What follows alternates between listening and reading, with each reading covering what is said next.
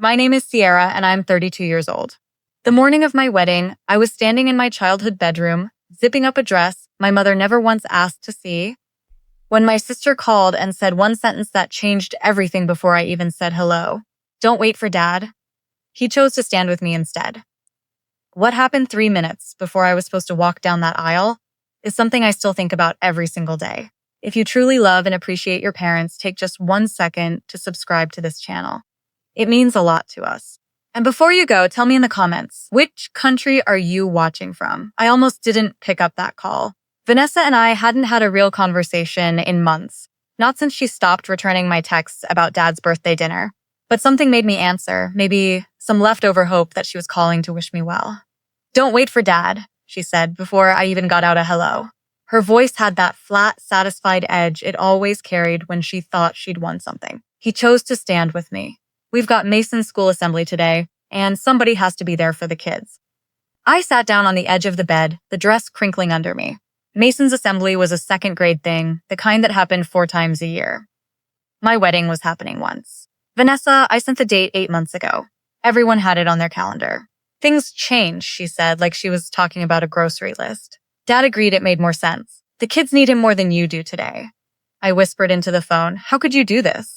My voice came out smaller than I wanted it to, and I hated that. Hated that after 32 years, I still cared enough to sound hurt.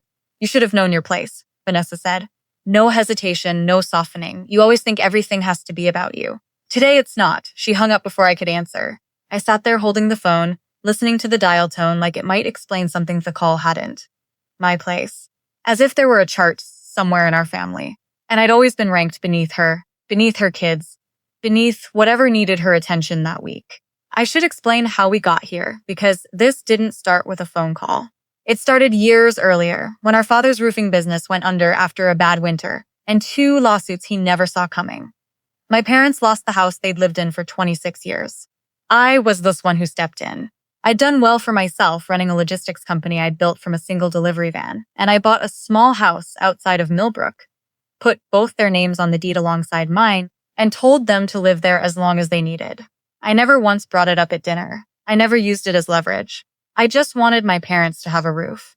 Vanessa, meanwhile, had spent those same years having children and somehow turning that into a full-time claim on our parents' loyalty. Every holiday bent around her schedule. Every conversation eventually back to her struggles, her stress, her need for help.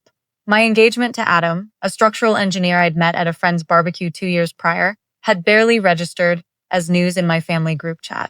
When I announced the wedding date, my mother's only reply was a thumbs up emoji. Still, I told myself they would show up. Parents show up for weddings. That's the baseline, the bare minimum of love. So when Vanessa told me Dad had chosen Mason's assembly over walking me down the aisle, something inside me went very quiet and very cold. I finished getting dressed alone. My best friend Renata drove me to the venue, an old converted barn outside town with string lights and a wide oak door at the entrance, and she held my hand the whole way without saying much, because she already knew what kind of family I came from. The ceremony was supposed to start at 4:00. By 3:45, I was standing behind that big oak door with no one beside me, my bouquet shaking slightly in my grip, and I had already accepted that I would walk in alone. I'd rehearsed how to hold my face so it wouldn't look like grief. I told myself it was fine, that Adam was waiting for me at the other end, that this was still my day no matter who stayed home. Then, minutes before the music was supposed to start, the door swung open from the outside. I turned, startled, expecting a wedding coordinator with some last-minute question. Instead, I saw my father standing there in a gray suit I didn't recognize, his tie slightly crooked, like he'd put it on in a hurry. Behind him, just past the threshold, stood Vanessa, and the look on her face stopped my breath. She wasn't smug anymore. She was frozen, eyes wide, like she was watching something she'd been certain could never happen. Dad stepped inside, but he couldn't look at me directly.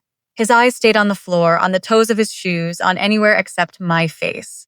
"Sierra," he said, low enough that only I could hear it. "We need to talk before you walk in there." Behind him, through the half-open door, I could see Vanessa's car still running in the lot, its driver door hanging open, like she'd left in the middle of something. My hands tightened around my bouquet. Whatever had brought my father here minutes before my wedding, after everything he'd already said no to, it wasn't going to be simple. And the way Vanessa was staring at the two of us, like her whole plan had just come apart in her hands, told me this conversation was about to change Everything I thought I understood about my family. Dad stepped further into the barn entryway, and the wedding coordinator hovering near the sound system caught my eye, silently asking if she should hold the music. I held up a hand to her, then turned back to my father. You have about 90 seconds before I walk through those doors, Dad, so whatever this is, say it fast. Say it fast? His jaw worked for a second before any words came out. Vanessa told us the assembly was non-negotiable. She said if I didn't show up for Mason, she'd stop letting me see the kids on weekends. She's done that before, Sierra. Cut us off for weeks over smaller things. He finally lifted his eyes to mine, and what I saw there wasn't pride or apology so much as exhaustion. The look of a man who'd been managed for years and only just noticed it. I told her this morning I couldn't do it. I left the assembly before it even started. I've been driving for 40 minutes trying to figure out what to say to you. Behind him, Vanessa found her voice. Dad, we talked about this. The kids were counting on.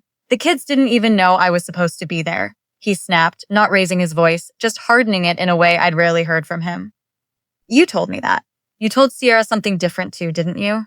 That I chose this. Vanessa's mouth opened and closed. She didn't answer. I felt something settle in my chest.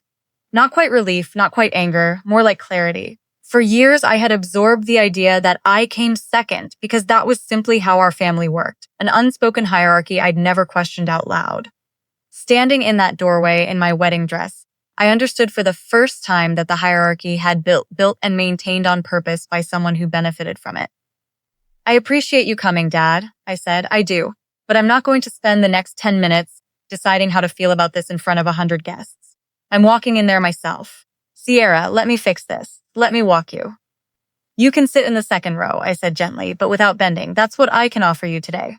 I looked past him at my sister, who would not meet my eyes anymore. And Vanessa, you should have known your place too. It was never above me. It just felt that way because nobody ever told you no. I didn't wait for a response. I nodded to the coordinator.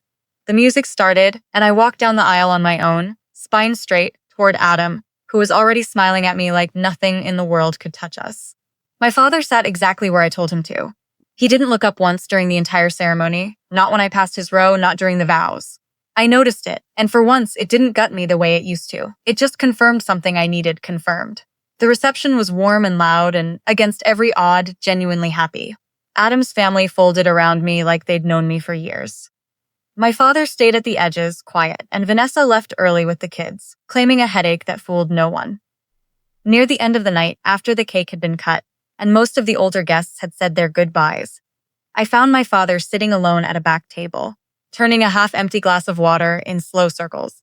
I sat down across from him and set my small clutch on the table. Inside it was something I'd been carrying since the morning, before any of this happened, an old habit of keeping important things close on important days. I took out a single brass key on a faded ribbon and slid it across the table toward him. What's this? He asked, though I think he already knew. It's the spare to the Millbrook house, I said. I'm having the deed redrawn next week. Just my name on it going forward. I kept my voice even. Not cruel, just final. You and Mom can stay as long as you need to find something else. No rush, no pressure. But I bought that house so my parents would have a safe place, not so it could become leverage for whoever shows up loudest in the family group chat. I'm not angry, Dad. I just learned today what my place actually is. And it's not beneath anyone. He stared at the key for a long moment, then finally slowly picked it up. His hand was unsteady. I'm sorry, Sierra. I should have said no to her years ago. I know, I said, and I meant it. But today I said no instead. Somebody had to. He nodded, still not quite looking up, and closed his fingers around the key like he understood exactly what it meant. Not punishment. Just a door quietly closing on an old arrangement that had never been fair to begin with. If you've ever had to learn the hard way that real love doesn't keep score, and that sometimes the strongest thing you can do is hand someone back the keys to their own choices, stay close. Because there are so many more stories like Sierra's still to come, and you won't want to miss what happens next. This has been another story from Revenge Realm Empire. We'll see you in the next one.